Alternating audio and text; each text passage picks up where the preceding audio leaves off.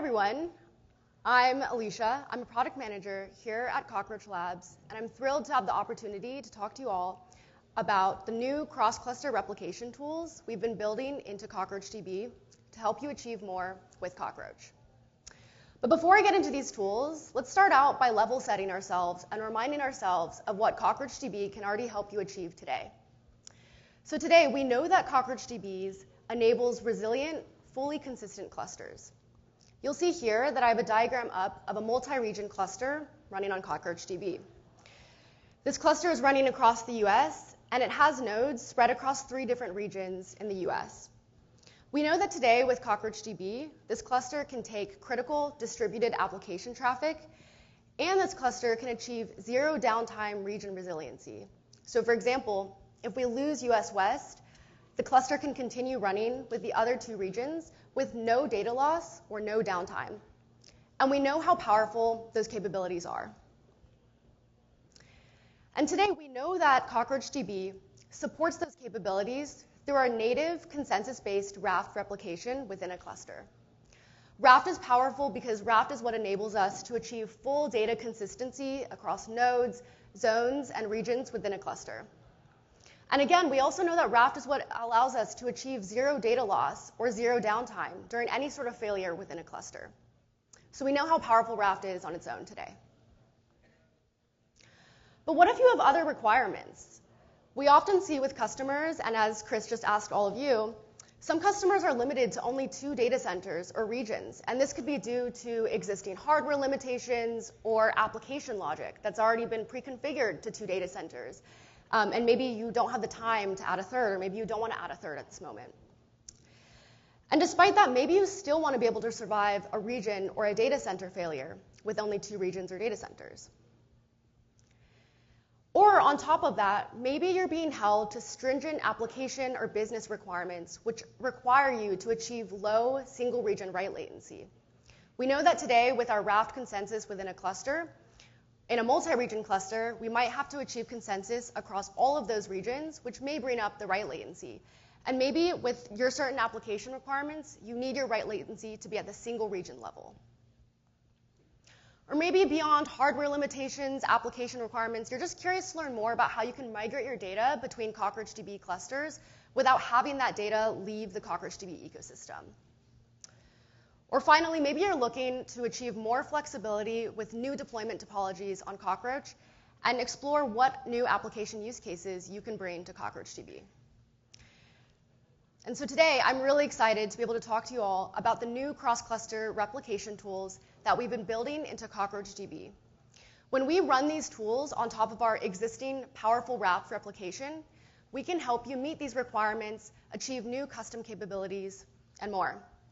And so today, I'll be talking about these 2 tools and going in depth on what they are and how they can help you achieve these use cases. I'll be talking about physical cluster replication and logical data replication. So let's get started. I'll start off by talking about physical cluster replication. I'll talk about what it is, why you might want to use it, how it works, and where we're going with it. And what's really awesome about PCR is that it is generally available in 24/1. So if you're excited about it after this presentation, you can actually go and try it out for yourself now. All right. So what is PCR? PCR enables a replication stream between 2 CockroachDB clusters. You'll have your active cluster, which is the one that's receiving your application traffic. And using PCR, that active cluster is replicating data over to the standby cluster. And soon that standby cluster will also be able to receive read traffic as well. Using PCR, we're continuously replicating the state of the primary cluster to the standby. So the standby is essentially acting as a consistent replica or like a snapshot of what the primary cluster looks like at any given point in time.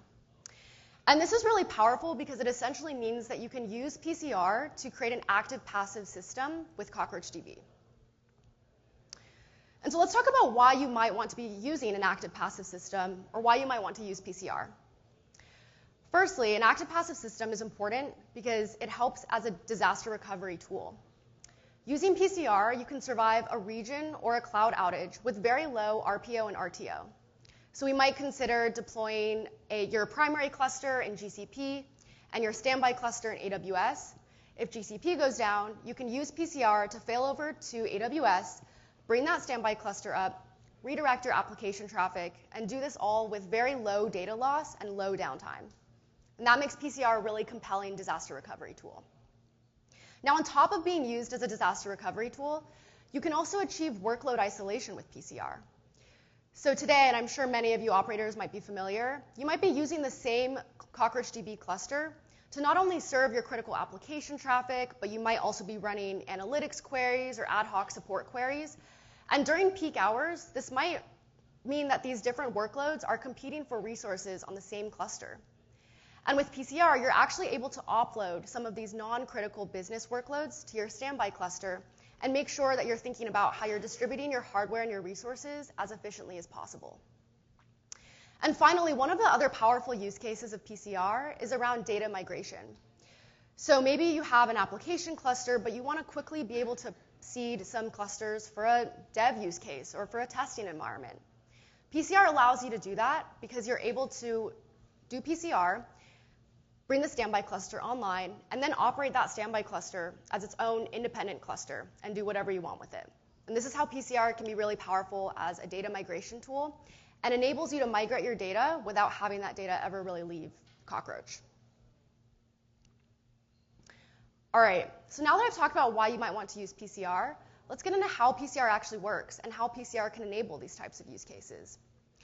So PCR happens at the cluster level, meaning that we're replicating all of the contents of the primary cluster over to the standby continuously. And because PCR happens at the cluster level and it's a unidirectional replication stream, this also means that we're able to make PCR transactionally consistent, meaning that at any given point in time, the standby cluster is an exact consistent replica or snapshot of the primary cluster at that point in time. And this is powerful because we know how consistency is a differentiator with CockroachDB and how it may be the reason why many of you are on CockroachDB. And so with PCR, you're able to achieve consistency without compromising and still get asynchronous replication between clusters. All right, so now that I've gone over kind of conceptually how PCR works, let's talk about what a life of a transaction might be like in PCR. You'll see here in this diagram that we have a transaction committing on the client, and this is really important to call out because PCR will never replicate an uncommitted transaction. Now, after that transaction is committed to the primary cluster will recognize that there's new data to be replicated or new changes to be replicated, and using PCR, that primary cluster will immediately start replicating that data over to the standby. And one thing to call out here is while that data is being replicated, that data is currently in flight, and we keep track of that using the replication lag. PCR intelligently keeps track of these timestamps that make up the replication lag in order to make sure that during PCR, we can account for all of your data. So we know at any given point if the data hasn't been replicated yet, or if it's currently replicating, or if it's all the way on the standby. And so you might ask, well, does PCR only replicate transactions? Does PCR only replicate writes? Well, because PCR actually replicates the entire cluster, we replicate everything. So you might consider a DDL statement. For example, you're creating a table on your primary cluster.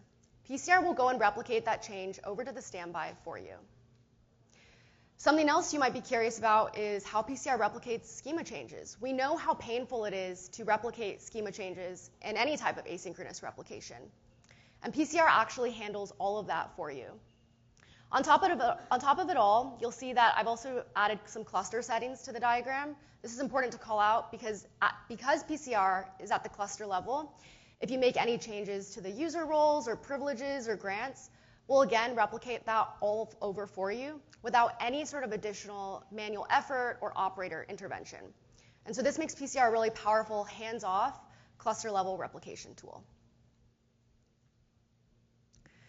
And so now that I've talked about how PCR can be used as a disaster recovery tool, I've talked about how we keep track of the replication lag, let's put it together and talk about how PCR actually handles different types of disasters. So first, we might consider a disaster like a node outage or a network partition between clusters. Now, because PCR is built into CockroachDB, during these types of failures, we'll try to replan the connections between the two clusters. And once we've recovered from this type of failure, Because we keep track of the replication timestamp, we'll just continue replicating right from where we left off. And what this means is that during these types of outages or failures, there will be no data loss in PCR during replication, which I think is really exciting. But next, we might consider a more catastrophic failure. We might consider a cluster, a data center, a region, or a cloud outage. And again, this is where PCR can truly be leveraged as a disaster recovery tool. Because we're able to bring the standby online in these scenarios, we can then redirect our application traffic over to the standby cluster and do this all with very low RPO and RTO. Now, a third type of disaster we might be thinking about is human error. We don't like to admit it, but we all make mistakes, and sometimes that mistake is dropping a database or dropping a table in your cluster. And this is where PCR has a feature that I'm really excited about, because we actually let you fail over to a time in the past. So if you dropped your database at 2 p.m., using PCR, you can actually fail over to 1:59 p.m. on the standby. And essentially, this is how PCR can be used as an undo or as like a flashback tool, which is really powerful. And we can extend that same concept of undo or flashback to another type of disaster, which is like a cyber attack. And so not only does PCR help you reduce the blast radius of these types of attacks, but again, if there's any sort of corruption that happened to your database, you can use PCR, fail over to a time in the past, and keep your critical applications up and running while you recover from these disasters in the background. And so now that I've talked about how PCR can be used in disasters, I'm also going to show you the benchmarking that we've done for PCR, because we know that the numbers are important.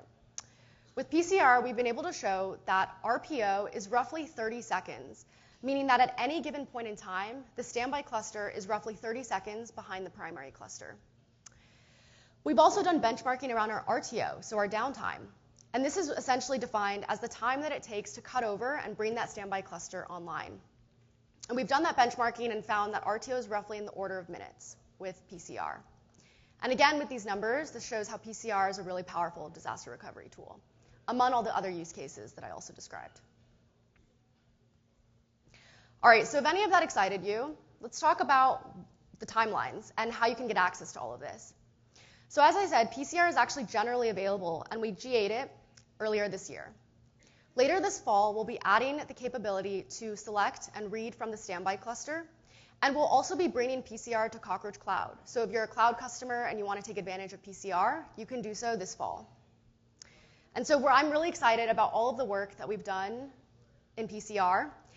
I've also been talking at you a lot about the concepts, and so I want to show you how, as an operator, you can actually set up and use PCR. I'll start my primary cluster, which will be a 3-node local cluster. I'll initialize that cluster. This will be a virtualized cluster, while the standby cluster will take a virtualized empty. That will start it in a way that it can't serve traffic until it has been cut over from the primary.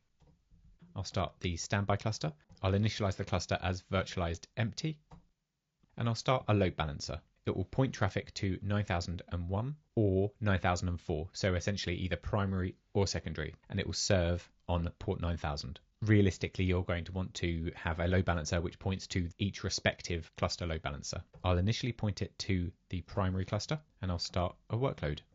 Now, every second, this application will write to and read from the database and print out the cluster that it spoke to. On the primary cluster, I'll enable range feeds. I'll connect to the secondary cluster, and I'll start replicating from the primary. I create a virtual cluster from the replication of the main virtual cluster on the primary and the address to a primary node.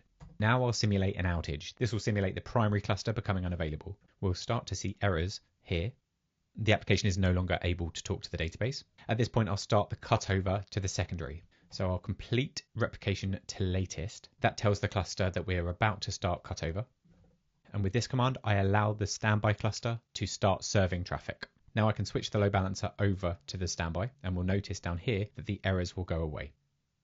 And the IDs have also changed. Now we're interacting with the standby cluster. So the downtime has essentially ended now. The application is continuing to run, this time against the standby cluster. I'll bring the primary cluster back online, and run mult verify to check the replication status. There are 21 missing rows from the primary cluster, and that's simply the amount of data that wasn't replicated when I killed the primary cluster nodes. Let's begin cut back to the primary, and the cluster still thinks it's a primary cluster. We'll need to set the service mode to none in order to make it a replication target for the standby cluster. We'll run the exact opposite of what we ran on the standby cluster. We'll start a virtual cluster called main, and it'll be a replication of main on the standby cluster. We're now replicating, but we are quite behind, and that's simply because we were down for a few minutes, and the standby cluster was continuing to receive traffic during that outage. We'll allow that to catch up, and at this point we're ready to do the cutover back to the primary. I'll now drain the load balancer. We'll start to see errors again, but this allows for a consistent cutover. Because we're not in a disaster situation now, we're controlling what's being written to the cluster, and hence we can be sure that anything that was written to the standby cluster while the primary cluster was down is being replicated across to the primary. I'll wait for replication to finish, and if we have a look at the replication status, we're pending cutover. When that goes to ready, I'll perform the cutover. That's ready now. I'll start the service, which will allow the primary cluster to receive traffic again, and I'll switch back to the primary. And with that, we can see that the application is now happy again, and it's writing back to the original primary cluster. Let's use mult verify to check the status of our replication again. Everything that we wrote to the secondary cluster during the outage has been replicated back to the primary, so the primary cluster now has all of the data that it had before and anything that it missed in the outage period. All right, thank you so much to Rob for that demo. And so hopefully everything that I've talked about today and everything that you've seen has given you a sense of how physical cluster replication can be leveraged to create active-passive systems on CockroachDB, and most importantly, give you flexibility and the ability to survive a region or a cloud outage, even if you just have 2 DCs. All right, but maybe you're looking to see how you're able to direct application traffic to both clusters involved in replication. Maybe active-passive is interesting to you, but you're actually more interested in enabling an active-active system between CockroachDB clusters. And so that's really where PCR's sister tool, logical data replication, comes in. I'm really excited to be able to talk about LDR today. I'll be talking about what it is and why you would use it. And most importantly, LDR is going to be in public preview in 24.3. So this fall, you'll be able to try out LDR for your production workloads and use cases. So let's get into what makes LDR so special, and also we'll talk about some trade-offs and why you might want to use PCR versus LDR at the very end. All right. So logical data replication is different from PCR in that logical data replication enables logical replication streams between CockroachDB clusters. And this is really important to call out because it enables both clusters to be able to receive application traffic at once. This is also important because while PCR creates unidirectional replication streams, LDR actually facilitates bidirectional replication between clusters. Essentially, as I said, creating an active-active system between CockroachDB clusters. Now, what's also important to call out is that while PCR replicates on the cluster level, LDR replicates table and database subsets of a cluster. And this is actually really exciting because it gives you a lot more flexibility to pick and choose which parts of your cluster you want to be replicating using LDR. And another question that I've commonly gotten asked is, because both clusters are receiving application traffic, and because they're bidirectionally replicating to each other, what happens with conflicts? And in LDR, we've actually built in last writer wins conflict resolution to handle all of that for you. On top of that, we've also built in data looping prevention, so that you as the operator don't actually need to think about any of this while you're running LDR between your clusters. We handle all of that for you. And so now that I've given you a taste of what LDR is, again, let's talk about what we can use LDR for. You'll notice here that some of these use cases sound pretty familiar to 10 minutes ago when I was talking about PCR. And that's because LDR and PCR definitely have some overlapping use cases and different trade-offs for why you might want to use one versus the other. But I'll get more into why you can achieve all 3 of these use cases using LDR today. Let's start by talking about the high availability use case. LDR can help you achieve high availability and low single region write latency, even just with only 2 data centers. You'll see here I have a diagram of 2 CockroachDB clusters running on LDR. We have a cluster on the west, which is receiving west application traffic. And then we have a cluster in the east, which is receiving east application traffic. Now we know that both of these clusters can benefit from low single region write latency because they only have to achieve consensus within their respective regions within their cluster. And on top of that, you'll see here that I have arrows pointing between these two clusters, and those arrows symbolize the LDR streams. LDR is then replicating the west traffic over to the east cluster, and vice versa, from east to west. This is really powerful because this means that if there's a data center outage, so for example, if US West is down, all you need to do is redirect your west traffic to the east cluster, and you can keep your critical applications up and running with very minimal downtime using LDR. And this is how LDR can help you achieve a highly available system. Well, now let's talk about the workload isolation use case with LDR. So similar to PCR, LDR can help you offload certain types of workloads to different clusters. But what's different about LDR is that because it replicates on the table and the database level, we're actually giving you a lot more flexibility in terms of choosing the types of workloads that you want to be running on either cluster. So let's consider here a set of clusters that's powered through LDR. We have our hot cluster, which is really being used to serve application traffic, and maybe we want to keep that cluster as lean as possible. So maybe we only have our critical application tables on that cluster.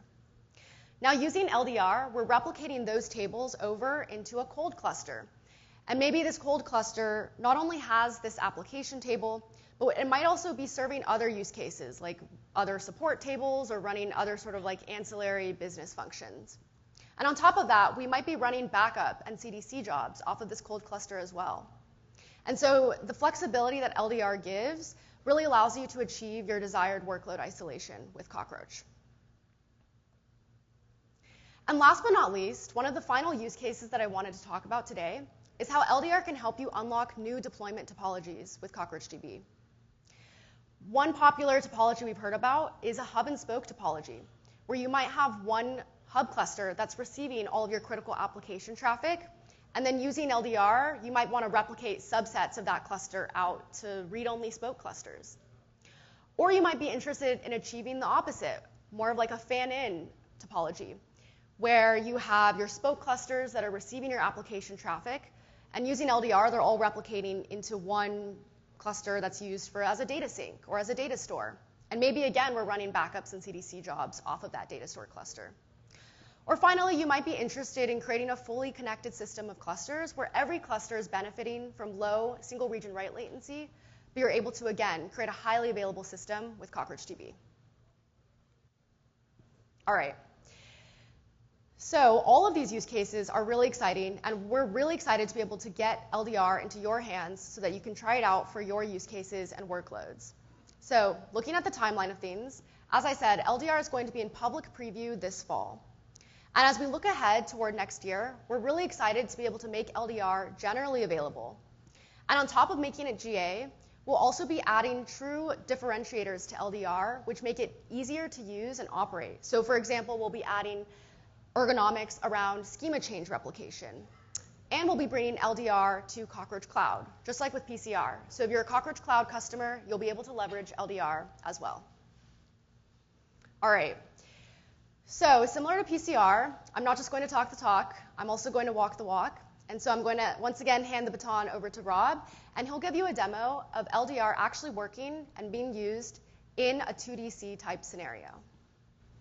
What we'll be recreating today is a East Coast business branching into the West Coast. This is all we'll have at the start of the demo. Then I'll spin up another cluster on the West Coast, and we'll set up bidirectional replication between the two. I'm using single node clusters for this, but you can use clusters of arbitrary size and achieve the same results. I'll spin up my East Coast cluster, create some database tables. This will simulate an e-commerce environment, and I'll connect.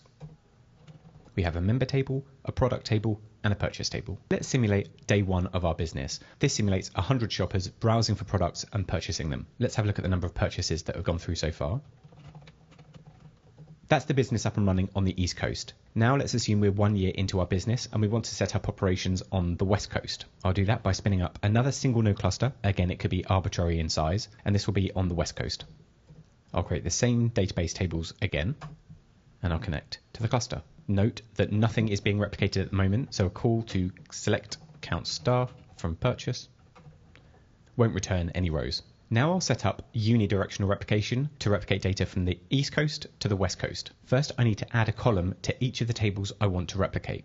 I add an origin timestamp to the member table, the product table, and the purchase table. And the only thing left to do now to set up logical replication is to create the stream itself. And that is simply to create logical replication stream from the tables member, product, and purchase. And I'll be streaming data from the first cluster, my East Coast cluster. Now this is eventually consistent. So if I run the select again in a second, we'll see that data has been replicated from the East Coast to the West Coast. And data is already starting to come across now. And that will replicate any inserts, updates, or deletes to the East Coast data. Now let's start serving West Coast customers. This is the same workload, but running against the West Coast cluster. And as you might have guessed, if I look at the number of rows now, we'll see that there are more rows in the West Coast than there are in the East Coast. And that's simply because I'm replicating data from the East to the West, and my West Coast customers are additionally making their own purchases. Let's balance things out now by replicating West Coast data back to the East Coast. I'll make the same changes to the tables on the East Coast cluster, and I'll set up a logical replication stream from the West Coast cluster. With that replication stream in place, we're replicating data now from the East Coast to the West Coast, and data from the West Coast to the East Coast. So all of these customer purchases here will exist here and vice versa. And these counts will stay eventually consistent. This bidirectional replication also has a benefit of protecting customers both in the West Coast and the East Coast from disaster scenarios. I'm going to kill the West Coast cluster now, and we'll see what impact that has on customers on the West and the East Coasts. As expected, because I've removed my single node cluster on the West Coast customers aren't able to talk to the database. In reality, yours will be a multi-node cluster. We don't recommend setting up single node clusters, so you're unlikely to see this, but it shows what happens in a worst case scenario for West Coast customers. Let's bring the cluster back online. Customers, again, are able to talk to the cluster. I'll hop back onto the node, and we can see that we've made transactions in the time that the West Coast cluster has been down. But because we've got logical replication, we're back replicating that data to the West Coast. And now they're consistent again. I'll stop both of these workers now.